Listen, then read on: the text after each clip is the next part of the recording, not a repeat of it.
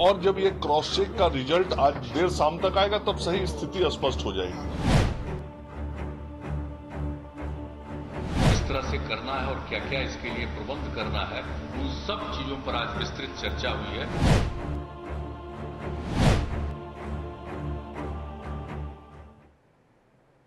नमस्कार, आप देख रहे हैं DTV भारत और आपके साथ मैं शर्मिला चौहान। कोरोना रिटर्न, जी हाँ, ये एक सवाल भी है और ये कह सकते हैं कि कहीं ना कहीं आने वाले खतरे का संकेत भी है।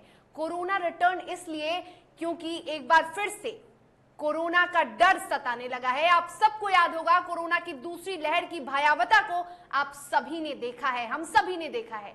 और ऐसे में कोरोना की तीसरी लहर का खतरा भी अब सताने लगा है, क्योंकि आज एक साथ कई कोरोना संक्रमित पाए गए। आखिर क्या इसकी वजह है और सरकार इसको लेकर कितनी तैयार है? क्या फिर से उस भयावह मंजर को देखना तो नहीं पड़ेगा? इस पर भी हम चर्चा करेंगे। बिहार में वायरल की भी हवा है और इन वायरल बीमारियों से कितना खतरा हो सकता है और इससे निपटने के लिए सरकार कितनी तैयार है, उस पर भी हम चर्चा करेंगे। तो चर्चा करने के लिए हमारे साथ आज हमारे स्टूडियो में खास मेहमान डॉक्टर मुकुल कुमार सिंह, जो कि NMCH के नोडल पदाधिकारी हैं, वो हमारे साथ जुड़े हैं। इनसे हम बातचीत करेंगे, आपको भी समझाने की पूरी कोशिश करेंगे, आपको भी पूरी जानकारी देंगे कि आखिर ये जो लहर है इनसे कैसे बचा जाए, सरकार कितनी तैयार है और जो बिहार में वायरल की हवा बह रही है उससे भी अपने आप को कैसे सुरक्षित रखे। सबसे पहले तो मुकुल जी, आपका बहुत बहुत स्वागत है DTV भारत में। सर, एक बार फिर से कोरोना का खतरा बढ़ने लगा है और आप बखूबी जानते हैं कि आज मधुबनी में भी कोरोना के कई संक्रमित मरीजों की पुष्टि हुई है।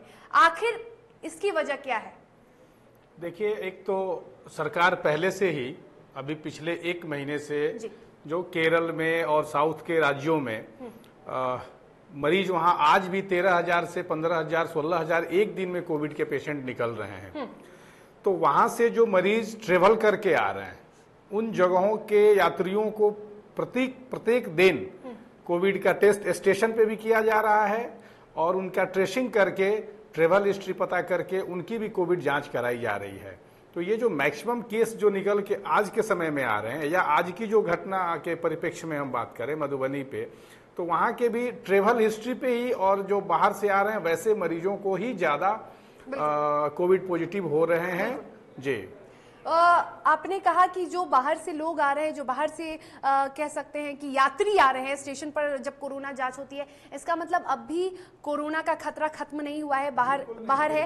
और ऐसे में यदि सरकार सुरक्षा नहीं बरतती है, यदि सरकार और जिला प्रशासन सतर्क नहीं रहता है, तो फिर से ये खतरा बढ़ सकता है और खतरा बढ़ेगा ही, क्योंकि एक राज्य आप बगल के केरला में, पश्चिम बंगाल में, महाराष्ट्र में अगर आप आंकड़ा उठा के देखें तो 10,000 के करीब एवरेज है पॉजिटिव होना। और हमारे बिहार और उत्तर प्रदेश के लोग, खासकर मैं बिहार का बात करता हूं, तो बिहार के मैक्सिमम लोग महाराष्ट्र में नौकरी के लेके और फिर केरल में काम को लेके कल कारखानों में लोगों की यात्राएं होती हैं। इस बीच में पर्व शुरू हो रहे हैं, छठ पूजा, दशहरा, ये दोनों पर्व और बिहार के लिए सबसे महत्वपूर्ण पर्व माने जाते हैं। तो यात्राएं लोग अभी से दशहरा पूजा के लिए शुरू कर रहे हैं।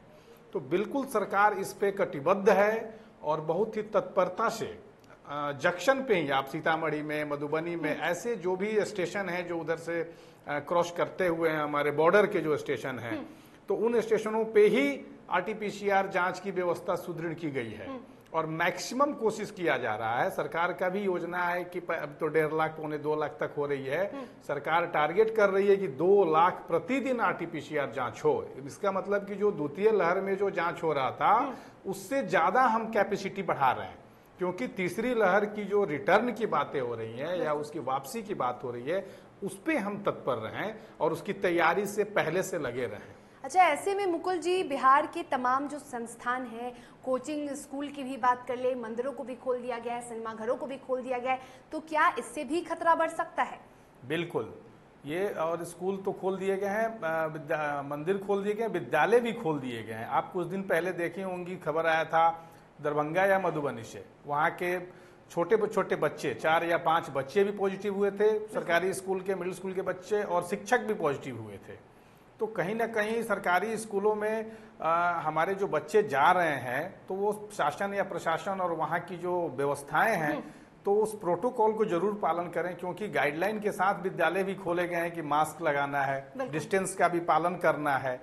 तो ये चीजें अगर नीचे स्तर के विद्यालयों में, गांव के विद्यालयों में अगर फॉलो नहीं हो रहा है तो फिर समस्याएं तो बढ़नी ही है, ये तय है। अच्छा मुकुल जी, आप एक डॉक्टर हैं और ऐसे में अभी लोगों को क्या एहतियात बरतने की जरूरत है? कोरोना जैसे इस भयावह खतरे से बचने के लिए अभी क्या कुछ एहतियात बरतने की जरूरत है? बिल्कुल, एक हमेशा कहा जा रहा है कि हमें मास्क लगाना ये अनिवार्य कर लेना है।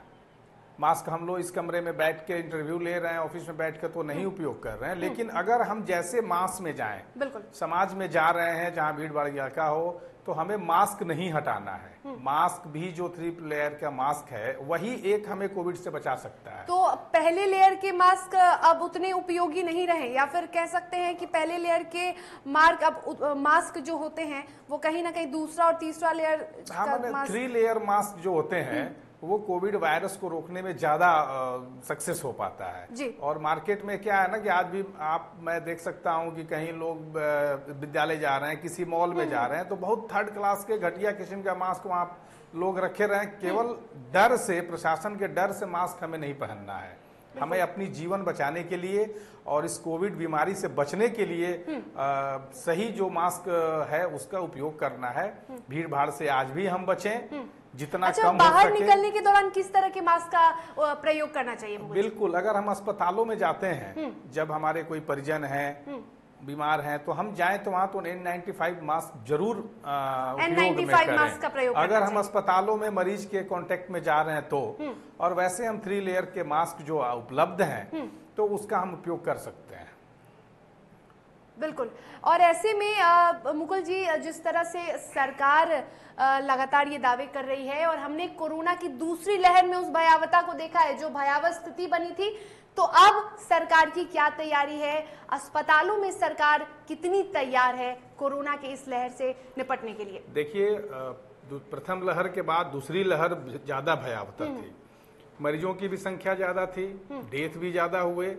उसको लेके सरकार जैसे खत्म हुआ ये मरीजों का, बिहार में मरीजों की संख्या बढ़नी खत्म हुई, सरकार अपना तैयारी शुरू कर दी।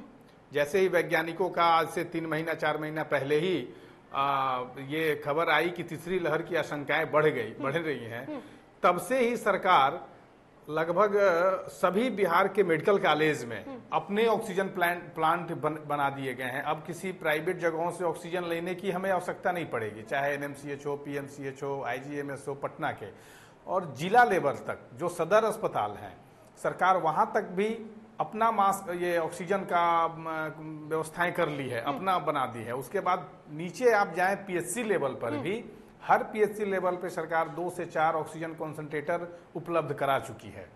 तो इससे जो ऑक्सीजन की कमी से अगर ऐसा कहा जाए कि कहीं अगर कोई बीमारी बढ़ रही है तो तत्काल वहाँ ऑक्सीजन अगर उसको उस ब्लॉक में, उस PHC लेवल पे मिल जाता है तो हमें बहुत फायदा होगा, और ये तैयारी ऑलरेडी हो चुकी है।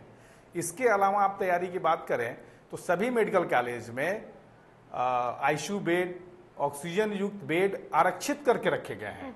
जनरल मरीजों के अलावा कोविड मरीजों के लिए आरक्षित करके आज भी रखे गए हैं। यदि इमरजेंसी में, यानी यदि आपातकाल स्थिति में कोई कोरोना मरीज या कोई भी ऐसी गंभीर बीमारी का मरीज आता है जिसमें संदेह होता है तो उसे भर्ती कर लिया जाएगा जी। उसके अलावा सरकार की गाइडलाइन भी आ चुकी है कि हम जनरल मरीज के OPD खुल गए हैं सभी अस्पतालों में, तो जो भी मरीज आते हैं उन्हें एडमिट होना है तो सबसे पहले उनका RT-PCR सभी मेडिकल कॉलेजों में हो रहे हैं। तो अगर किसी दूसरे बीमारी के लिए भी गए हैं वो, तो उनकी पहले ही कोविड टेस्ट कर लेते हैं हम लोग, आगाह हो जाते हैं। अगर उन्हें कोविड है तो फिर कोविड इलाज करके उनके साथ इलाज करते हैं। तो ये भी एक खतरा से बचने के ये सारे कारगर तरीके अपनाए जा रहे हैं, और ये हम लोग आश्वस्त हैं कि भविष्य में ऐसा कुछ होगा तो बहुत तत्परता से हम लोग उसको संभालने के पक्ष में। और यहाँ पे अभी कोरोना के जो मामले सामने आ रहे हैं, हम चाहेंगे कि ग्राफिक्स के जरिए वो मामले जरा हम दिखाएंगे, और हम बातचीत भी इस पे कर रहे हैं लगातार कि किस तरह से जो मामले हैं अब वो धीरे धीरे बढ़ रही है। और मामले इसलिए भी बढ़ रहे हैं क्योंकि कहीं ना कहीं हम सावधान नहीं है। यदि हम सावधान रहेंगे तो फिर मामलों में इजाफा नहीं होगा, लेकिन खतरा फिर से बढ़ने लगा है और ऐसे में जरूरत है आपको भी सतर्क रहने की। स्वास्थ्य विभाग सतर्क है, जिला प्रशासन सतर्क है, लेकिन जब तक आप सतर्क नहीं रहेंगे, जब तक आप सावधान नहीं रहेंगे, तब तक इस खतरे को रोका नहीं जा सकता है। तो बिल्कुल हमारे साथ डॉक्टर मुकुल हैं और हम लगातार इनसे बात कर रहे हैं। मुकुल जी, हम वायरल फीवर की बात कर ले। जब कोरोना की लहर खत्म हुई तो कोरोना के साइड इफेक्ट्स भी बहुत देखे गए और इसके सबसे ज्यादा ब्लैक फंगस के हमने केसेस देखे, मामले बिहार में भी हमने काफी देखे, मौतें भी कई लोगों की हुई। तो कोरोना के साइड इफेक्ट्स अब भी जारी है। और चलिए एक बार ग्राफिक्स पहले हम दिखा लेते हैं, बातचीत हमारी जारी रहेगी, लेकिन ग्राफिक्स जरा आप भी देखिए, आपके टीवी स्क्रीन पे ग्राफिक्स के जरिए हम दिखा रहे हैं कि मधुबनी स्टेशन पर जांच के दौरान 30 यात्री संक्रमित पाए गए हैं और ऐसे में अब तक मधुबनी में कुल 69 मामलों की पुष्टि हो चुकी है। स्वतंत्रता सेनानी ट्रेन से ये सभी यात्री आए थे और जब जांच हुआ स्टेशन पर तो जांच के दौरान इनमें से 152 यात्रियों में से 30 संक्रमित मिले। पटना में एक, पूर्णिया में फिलहाल एक मरीज है कोरोना के और कोरोना के संक्रमित मरीजों के मामलों में अब धीरे धीरे इजाफा हो रहा है। गोपालगंज में 2, भोजपुर में 1 कोरोना के मामले दर्ज है और ये हम आंकड़े बता रहे हैं बिहार हेल्थ डिपार्टमेंट के जारी डेटा के आंकड़े। बिहार में कोरोना मरीजों का जो रिकवरी रेट है वो 98.65% है, यानी रिकवरी रेट लगातार बढ़ा है और अब भी रिकवरी रेट बेहतर है। मधुबनी में करीब 69 मरीजों की अब तक पुष्टि हुई है। ये 24 घंटे के आंकड़े हैं। क्या कोरोना की फिर से वापसी हो रही है, ये बड़ा सवाल है और ऐसे में जिला प्रशासन, स्वास्थ्य विभाग लगातार सतर्क हो चुका है। चलिए, तो हम डॉक्टर मुकुल से यही सवाल कर रहे थे और ऐसे में जो हम आंकड़े देख रहे हैं, ये बिहार हेल्थ डिपार्टमेंट ने ये आंकड़े जारी किए हैं और 24 घंटे में आज मधुबनी की बात कर ले तो मधुबनी में 69 मामले दर्ज किए गए। यही पहले हम लोग चर्चा कर रहे थे कि जो स्टेशन पे ही 69 मरीजों की ये पाए गए हैं जांच के क्रम में, तो ये जो सतर्कता है सरकार के द्वारा और जिला प्रशासन के द्वारा, अगर हम ऐसे मरीजों को छोड़ दें, स्वतंत्रता सेनानी संभवतः महाराष्ट्र मुंबई से ये ट्रेन आती है, बिल्कुल बिल्कुल, तो ऐसे इस ट्रेन में अगर 69 मरीज एक दिन के 24 घंटे में ऐसे निकल रहे हैं तो हमें अभी आगे और सतर्क होने की आवश्यकता है और बिल्कुल मजबूती से सतर्क होने की आवश्यकता है, या तो सत्ता के तरफ से, प्रशासन के तरफ से और स्वास्थ्य विभाग के भी तरफ से, क्योंकि ये जो आपके बिहार में मरीजों की संख्या भी बहुत कम है, रिकवरी रेट 98% से अबव है, लेकिन जो बाहर से यात्री आ रहे हैं वही फैला रहे हैं और आगे भी फैलाएंगे। तो ये जांच की संख्या जो बढ़ रही है ये बहुत जरूरी है और जो बाहर से आके गाँव में जा रहे हैं तो हमें भी आगाह होनी चाहिए, हमें खुद अवेयरनेस होना चाहिए कि हमारे पास जो बाहर से आ रहे हैं तो वो स्वस्थ हों, उनकी जांच हो जाए, ये हमारी भी एक जागरूकता बनती है। सरकार जितना सबल है कर रही है, लेकिन इस कोरोना से लड़ाई के लिए समाज को भी आगे आना होगा, प्रत्येक आदमी को स्वास्थ्य स्वयंसेवक बन के कार्य करना होगा, ये बहुत जरूरी है। बिल्कुल। और मुकुल जी, ऐसे में कोरोना से कई मरीज ऐसे हैं जो स्वस्थ हो जा रहे हैं, लेकिन स्वस्थ होने के बाद भी पोस्ट कोरोना डिजीज भी हो जा रहे हैं, इससे कैसे बचा जाए और इसकी क्या वजह है? ये जो कोविड के बाद पोस्ट कोविड के मरीज भी संख्या बढ़ी है। एनएमसीएच में पोस्ट कोविड का एक अलग यूनिट ही बना दिया गया था, क्योंकि एक तो लोग अपने से भी कोविड में बहुत सारी दवाइयां लेने लगे, जिन्हें कोविड है, जिन्हें कोविड नहीं है। व्हाट्सएप पे दवाइयों की लिस्ट घूम रही थी और उससे भी लोग खा रहे थे, तो सभी दवाइयों का एडवर्स इफेक्ट है, कहीं ना कहीं उसके एडवर्स इफेक्ट है और वो शरीर को या तो किडनी को प्रभावित कर रहा, डायबिटिक पेशेंट हो जा रहे हैं और मानसिक रूप से भी बहुत सारे लोग विकलांग हो रहे हैं। उनको मन में हमेशा डर और भय करके ऐसे बहुत सारे मरीज वापस आ रहे हैं, तो इससे बहुत डरने की आवश्यकता नहीं है। क्या अभी पोस्ट कोविड मरीजों के जो मामले हैं वो बढ़ रहे हैं? अभी भी पोस्ट कोविड के मरीज प्राय आते हैं और क्या है कि पहले कोविड था, बहुत सारे एंटीबायोटिक गांव में खा लिए, बहुत सारे दवाइयां खा लिए जो कि नहीं खाना था उन्हें, तो उसके जो इफेक्ट आ रहे हैं अब वो निकल के आ रहे हैं, तो वो एक ज्यादा समस्या अभी के डेट में बना हुआ। तो कहीं ना कहीं जानकारी के अभाव में बीमारियों को हम कह सकते हैं कि बुलावा दे रहे हैं, निमंत्रण दे रहे हैं और ऐसे में अभी वायरल की भी हवा बड़ी तेजी से बह रही है बिहार में। कौन से ऐसे गंभीर वायरल के ऐसे मामले हैं मुकुल जी जो देखिए, अभी अस्पताल में दर्ज अभी किए जा रहे हैं? अस्पताल में जो वायरल फीवर का जो प्रकोप आया है विथ निमोनिया के साथ, अभी सभी अस्पतालों में आप पूरे बिहार में देख लें तो सबसे ज्यादा बच्चों में वायरल फीवर और निमोनिया के बीमारी बच्चे एडमिट हो रहे हैं। प्रत्येक दिन 150-200 मेडिकल कॉलेजों में 250 के ऊपर बच्चे इलाज कराने आ रहे हैं। उसमें मैक्सिमम बच्चों में निमोनिया की शिकायत आ रही है, फिर वायरल फीवर की शिकायत आ रही है।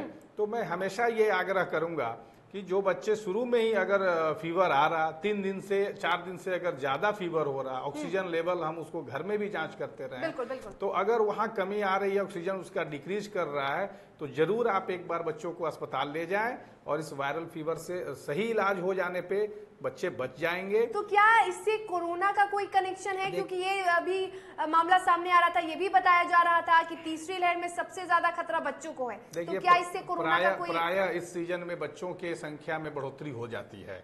इस बार भी बढ़ोतरी हुई है इस बार, लेकिन इजाफा ज्यादा हुई है। 6000 मामले अब तक दर्ज किए 6000 के पार मामले वायरल बुखार के इतने मामले दर्ज नहीं हुए। लेकिन जो बच्चे एडमिट हो रहे हैं सभी मेडिकल कॉलेजों में, वहां सबकी आरटीपीसीआर कराई जा रही है।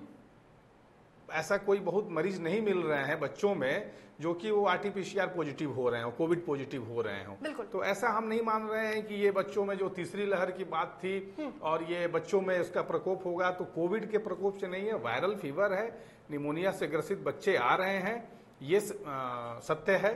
और उसके इलाज होके फिर बच्चे सही भी हो रहे हैं। हमें आज भी सतर्कता बच्चों में भी होनी चाहिए, क्योंकि वैक्सीनेशन की बात करें तो बच्चों में भी हमारे हिंदुस्तान में वैक्सीनेशन नहीं हो पा रहा है। तो आज भी हम बच्चों को बाहर निकालने से बचना है हमें, और तब जाके ही वो हम बचा पाएंगे अपने बच्चों को। बिल्कुल। और ऐसे में सरकार की तैयारियों को देखना, सरकार की तैयारियों को भांपना बेहद आवश्यक है। ग्राफिक्स के जरिए हम आपको बताने की पूरी कोशिश करेंगे कि सरकार कितनी तैयार है, कोरोना को लेकर सरकार की क्या तैयारी है, ये हम आपको ग्राफिक्स के जरिए बताएंगे।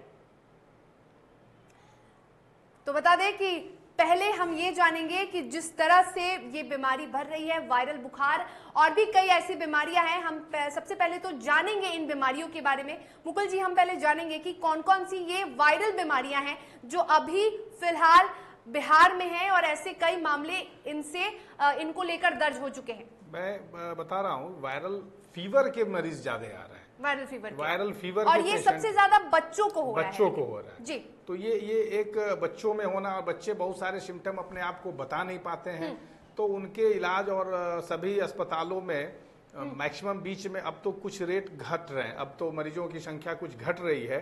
लेकिन पिछले दिनों एक दिन में 100-150 मरीज एडमिट होते थे, कई पेशेंट आईसीयू में रखने पड़ते थे, वेंट पे रखने पड़ते थे।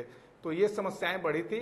वायरल फीवर और निमोनिया के बच्चों में ज्यादा मरीज अभी सभी अस्पतालों में आ रहे हैं। और भी हमने देखा था अभी कुछ ब्रेन से संबंधित भी बीमारियां आ रही थी सामने, और भी कई ऐसी बीमारियां सामने आ रही थी जिसमें मरीजों की तादाद में, मरीजों की संख्या में इजाफा हो रहा था। वो कौन सी बीमारियां हैं? बिल्कुल मस्तिष्क से भी संबंधित बच्चों में भी जी। और हम एडल्ट पेशेंट में भी ऐसे बहुत सारे मरीज जो कि पोस्ट कोविड के भी मरीज हैं, और उससे इन्फेक्टेड और मरीज हमारे जेई के भी मरीज आ रहे हैं बहुत सारे। तो ये मस्तिष्क ज्वर के भी मरीज आ रहे हैं, जिसको हम बोल सकते हैं। इसके ज्यादा केस आप मुजफ्फरपुर में, जो कि प्रायः हो जाते हैं, इस बार भी मुजफ्फरपुर में ज्यादा केस हुए, और सरकार के द्वारा वहां अलग टीम गठित करके और वहां कार्य किए जा रहे हैं, और उस पे कई टीम बनाई गई है। सरकार के कार्यों पे बात हो रही है, तो एक बार सरकार के कार्यों पे नजर डाल लेते हैं। सरकार कितनी तैयार है, इसकी बातचीत कर लेते हैं। बिहार के हर मेडिकल कॉलेज में ऑक्सीजन प्लांट लग चुका है, और भी कई जिलों के अस्पतालों में इसकी तैयारी चल रही है। सरकार की तैयारियां लगातार दिखा रहे हैं। जिलों के सदर अस्पतालों में ऑक्सीजन की व्यवस्था की जा रही है। ये बिहार सरकार की तैयारी है कोरोना से निपटने को लेकर, जो आपके टीवी स्क्रीन पर हम दिखा रहे हैं। राज्य में कुल 122 ऑक्सीजन जनरेशन प्लांट को तैयार किया जाएगा। ऐसे में लगातार स्वास्थ्य मंत्री मंगल पांडे ने भी कहा है कि ऑक्सीजन जनरेशन प्लांट तैयार किया जा रहा है। गैस पाइपलाइन समेत पीएसए प्लांट भी लगाए जा रहे हैं अस्पतालों में, ताकि मरीजों को किसी भी तरह की कोई परेशानी इस बार ना हो सके। आईजीआईएमएस में 1200 बेड का अस्पताल बनेगा। पिछली बार हमने देखा था बेड की काफी किल्लत हुई थी, जिसकी वजह से मरीज बेहद परेशान हुए थे। ऑक्सीजन कंसंट्रेटर की भी व्यवस्था इस बार की गई है ताकि दूसरी लहर में जितनी ऑक्सीजन की किल्लत हुई थी, जितनी परेशानी हुई थी, वो परेशानी इस बार ना हो सके। अस्पतालों में बेड की संख्या बढ़ाई गई है। सबसे ज्यादा परेशानी बेड की कमी को लेकर थी, इसलिए अस्पतालों में बेड की संख्या, बेड की व्यवस्था की गई है। इमरजेंसी में दवाइयों को सुरक्षित रखा गया है, यानी इमरजेंसी में कोई भी मरीज यदि आता है तो ऐसे हालत में दवाइयों को सुरक्षित रखा गया है। पीकू वार्डों में भी बेडों की बढ़ाई जा रही है संख्या, क्योंकि तीसरी लहर में बच्चों को काफी खतरा हो सकता है, तो ऐसे में बच्चों को लेकर पीकू वार्ड में बेड की संख्या बढ़ाई जा रही है। सभी प्रखंडों में एम्बुलेंस स्वास्थ्य कर्मियों की बहाली की जा रही है लगातार, ताकि एम्बुलेंस की कमी जो हमने देखी थी वो फिर से ना देख पाए। सभी प्रखंडों में advance life support system ambulance देने की भी तैयारियां की जा रही हैं, ताकि मरीजों को कोई परेशानी ना हो। बता दें आपको 3000 चिकित्सकों की बहाली की तैयारी में सरकार जुटी हुई है, और ऐसे में 25,000 जीएनएम की नियुक्ति अभी हो चुकी है अस्पतालों में। तो लगातार ये बिहार सरकार तैयारी कर रही है। 6 महीने के अंदर 6 करोड़ टीकाकरण का लक्ष्य बिहार सरकार ने रखा है, ताकि ज्यादा से ज्यादा वैक्सीनेशन दिया जा सके। और राज्य में टीकाकरण का आंकड़ा अब तक 5 करोड़ के पार हो चुका है। तो ये बिहार सरकार की तैयारी है मुकुल जी, और ये तैयारियां हम लगातार देख रहे हैं। और स्वास्थ्य मंत्री भी यही कह रहे हैं कि कोरोना की तीसरी लहर को लेकर कोई भी परेशानी मरीजों को ना हो, ऐसे में ये सरकार पूरी तरह कार्यरत है। इस पे बहुत ही सजग है, और इसका एक आप उदाहरण दे सकती हैं कि माननीय देश के प्रधानमंत्री माननीय नरेंद्र मोदी जी के जन्मदिवस के अवसर पर एक राष्ट्रव्यापी अभियान चलाया गया था। कोविड वैक्सीनेशन के लिए महाअभियान नाम दिया गया था।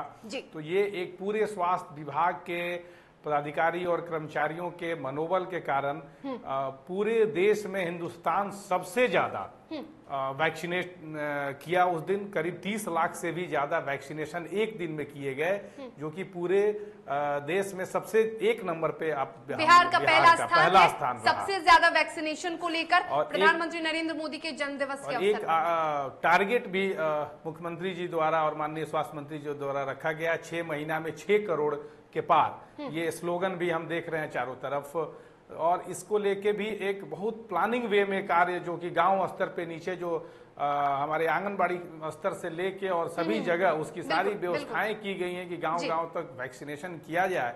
तो 6 करोड़ मुझे लगता है कि 6 महीना में 6 करोड़ से भी ज्यादा जो टारगेट है, उससे भी ज्यादा बिहार के वैक्सीनेशन कार्य पूरा होगा। और जो लोग बच रहे हैं वो सारे लोग वैक्सीनेशन कराएं, तो तीसरी लहर को हम लोग बचा सकते हैं। और ये कोरोना की जो हम आज डर रहे हैं, तो हम हो सकता है कि 70% से अब लोग अगर हम कराते हैं तो मैक्सिमम हम लोग उससे बचने में भी प्रभावी रहेंगे इस कोविड से। बिल्कुल, ये कितना कारगर साबित होने वाला है मुकुल जी, क्योंकि लगातार बिहार में हम देख रहे हैं वैक्सीनेशन की रफ्तार बेहद तेज है। 17 सितंबर को जो हमने देखा मेगा वैक्सीनेशन अभियान, तो ये कितना कारगर होने वाला है, बिहार में कितना रोक सकता है कोरोना के खतरे को? बिल्कुल, अगर ऐसा हम मानते हैं कि हम 80% भी अगर कर लेते हैं तो हम तीसरी लहर को अपने बिहार में नहीं आने देंगे, क्योंकि अगर हम वैक्सीनेट हो जाएं तो दूसरे को बहुत जल्द हम इफेक्ट नहीं कर सकते हैं। तो जो लोग अभी भी छूटे हुए हैं, किसी न किसी कारणवश अगर उनके मन में किसी भी तरह की शंकाएं बनी हुई हैं, तो मैं वैसे लोगों से भी आग्रह करता हूं कि उन सारी चीजों को भुलाकर आप वैक्सीनेशन सेंटर पे जाएं और आप वैक्सीनेट हों। ये ही आप भी बचेंगे, अपने परिवार को बचाएंगे, और पूरे आप राज्य और समाज को इस कोविड के तीसरी लहर से बचा सकते हैं। ये एक बहुत कारगर होगा कोविड का वैक्सीनेशन होना। बिल्कुल मुकुल जी, एक संक्षेप में चाहूंगी कि एक सवाल, क्योंकि वैक्सीनेशन को लेकर अब भी जागरूकता की बेहद जरूरत है और लगातार सरकार लोगों को जागरूक कर रही है। ऐसे में वैक्सीनेशन कितना कारगर है तीसरी लहर में या कोरोना के आने वाले हर लहर में? और जो लोगों का ये मानना है कि वैक्सीनेशन के बाद भी कोरोना का खतरा है, तो ऐसे में कैसे बचा जाए? बिल्कुल ऐसा नहीं है। कोविड के वैक्सीनेशन के बाद खतरा वही है जहां नहीं है। वैक्सीनेट जो लोग नहीं हुए हैं उन्हीं में खतरा है। वैक्सीनेशन हो जाने के बाद खतरा नामात्र है। तो इसलिए कुछ कैजुअलिटी बीच में हुई, शुरू के दिनों में हुआ था, तो ये विषय लोगों के मन में आ गया कि वैक्सीनेट होने के बाद भी कोविड हुआ, लेकिन उस समय था कि 1 डोज लोग लिए हुए थे, कई लोग नहीं लिए थे। अब तो हम दोनों डोज ले चुके हैं। आप अंतर्राष्ट्रीय स्तर पे देखिए तो कई देश तो उसका बूस्टर डोज भी लगा रहा, लेकिन हिंदुस्तान में ऐसा कोई नहीं है। 2 डोज भी अगर हम कंप्लीट कर लेते हैं, 1 डोज लोग के भी लोग छोड़े हुए हैं, उसको बिल्कुल ये गलत है। दूसरी डोज जरूर ले लें अपने समय के अनुसार, तो ये बिल्कुल कारगर है और यही एकमात्र उपाय है। बिल्कुल, वैक्सीनेशन ही एकमात्र उपाय है। और फिलहाल बिहार में सबसे अधिक वैक्सीनेशन का रिकॉर्ड लगातार टूटते जा रहा है। बिहार में 17 सितंबर को सबसे अधिक वैक्सीनेशन हुए हैं और सरकार की कुछ कार्य है, कुछ उपलब्धियां भी कही जा सकती हैं। और ऐसे में कोरोना की हर लहर से निपटने को लेकर सरकार के जो दावे हैं, यही है कि सरकार पूरी तरह से तैयार है और कोरोना रिटर्न यानी कोरोना के आने का जो खतरा है, इसको लेकर भी सरकार पूरी तरह से तैयार है और आश्वस्त कर रही है कि जितनी भी कमियां हैं उस पर कार्य भी किया जा रहा है और कमियों को लगातार कम करने की कोशिश की जा रही है। तो चलिए, फिलहाल इस खास पेशकश, इस खास बुलेटिन में इतना ही। मुझे और मेरे खास मेहमान को दीजिए इजाजत, लेकिन आप स्वस्थ रहिए, सुरक्षित रहिए, कोरोना की हर लहर से खुद को और अपने परिवार को बचाइए और देखते रहिए DTV भारत। नमस्कार। और जब ये क्रॉस चेक का रिजल्ट आज देर शाम तक आएगा, तब सही स्थिति स्पष्ट हो जाएगी। किस तरह से करना है और क्या क्या इसके लिए प्रबंध करना है, उन सब चीजों पर आज विस्तृत चर्चा हुई है।